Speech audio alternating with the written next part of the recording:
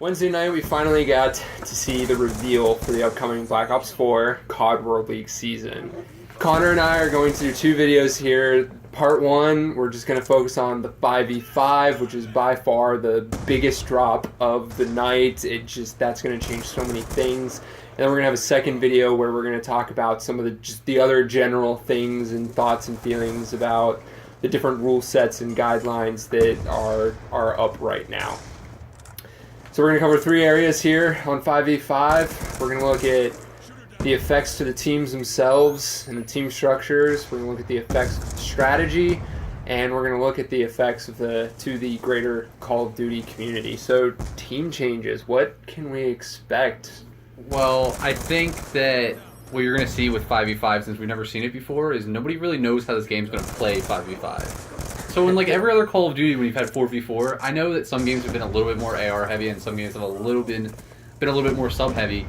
But overall, you still basically had like one really dominant sub, one anchor type dominant AR, and then the other two players were more or less flex players. In some games, they leaned more towards ARs, in some games, they leaned more towards subs.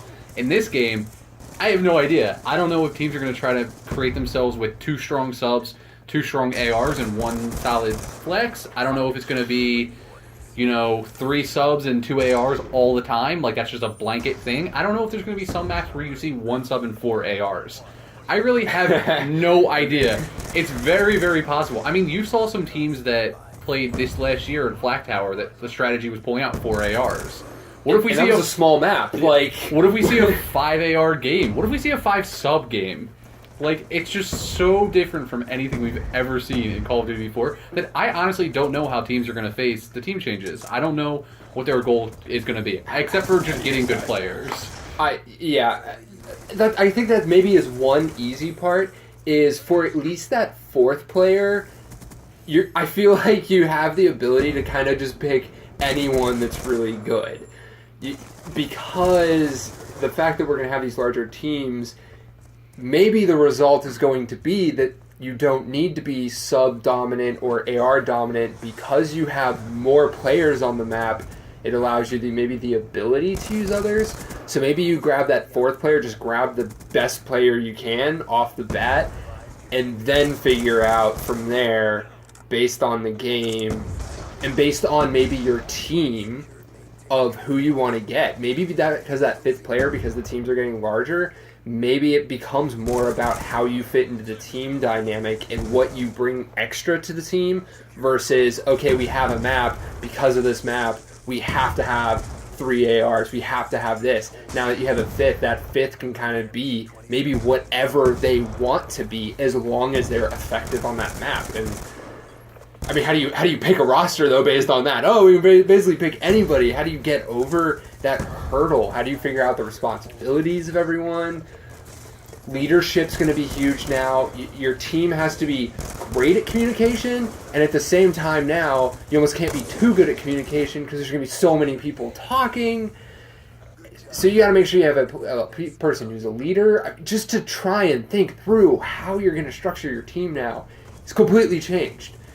And 4 was small enough that you knew kind of what you not wanted. 5, I feel like you're getting in that territory. There's just mayhem. You don't know. In the game itself, we have to keep in mind, the game is ridiculously different from anything else that we've played.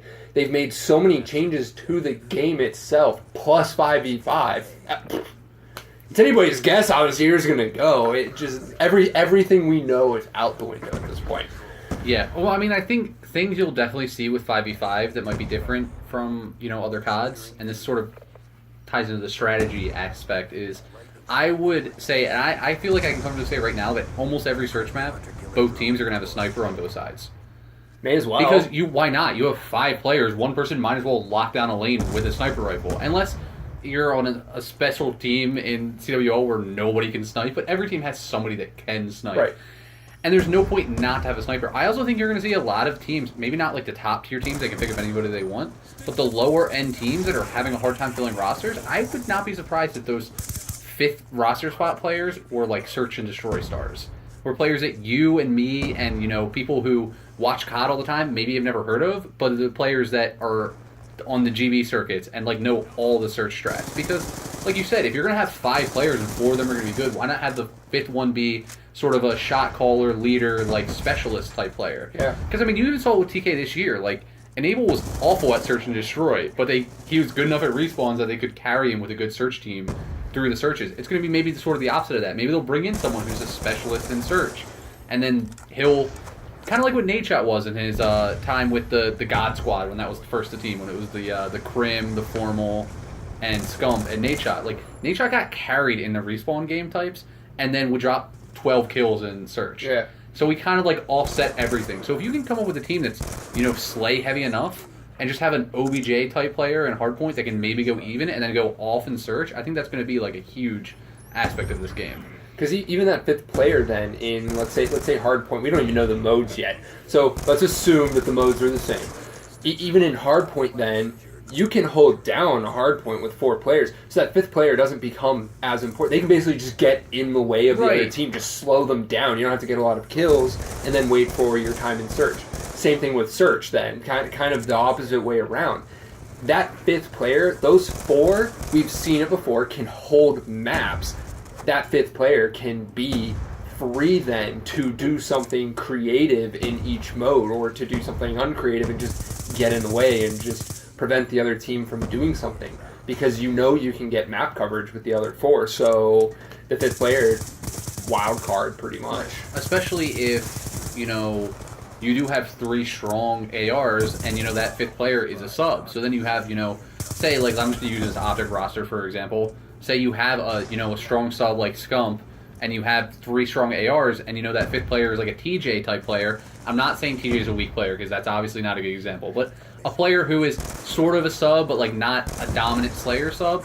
If all that player has to do is just play the hard point and just like contest and like just get in the hard point, it doesn't even matter if they go positive. And that's something that's really changed in these last couple hardpoint games, is you'll more see like if a team wins, almost everyone goes positive. Back when hardpoint first came out in like Black Ops 2, the OBJ players almost always went negative, but then they had like 2 minutes of hardpoint time.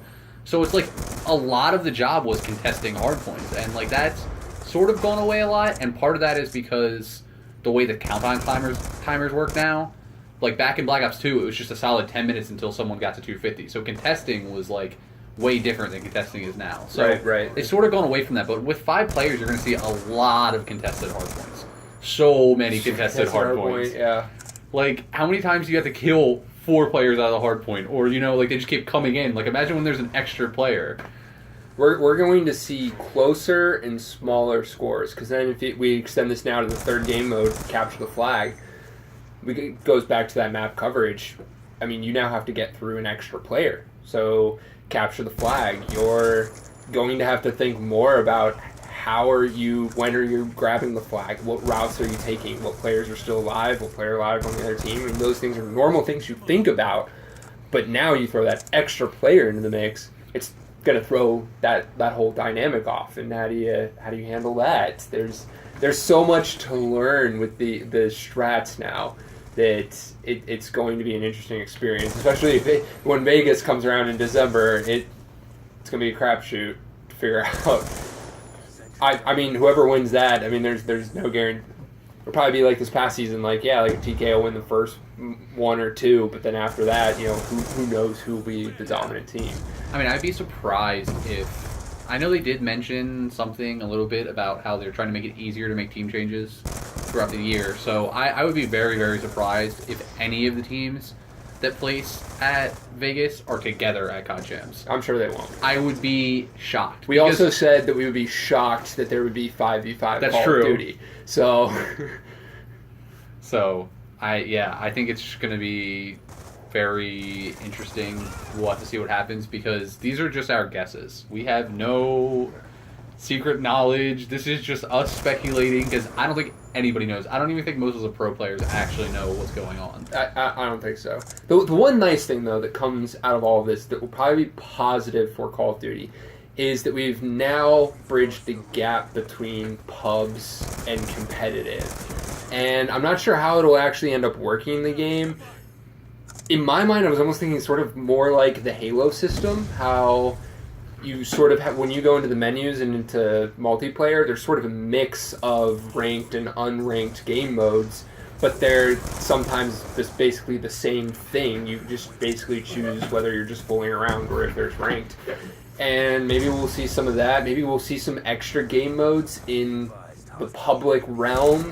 Maybe there'll be ranked team deathmatch now because it's the same competitively, one or the other, but like, hey, we'll just give you a rank and make you feel more special. I hope it opens up a lot for there to be a better competitive side in the public realm, regular multiplayer of the game. So that'll be interesting and positive to see how that ends up impacting the game. I'm at least excited for that much to see an uptick in the league type play in the game.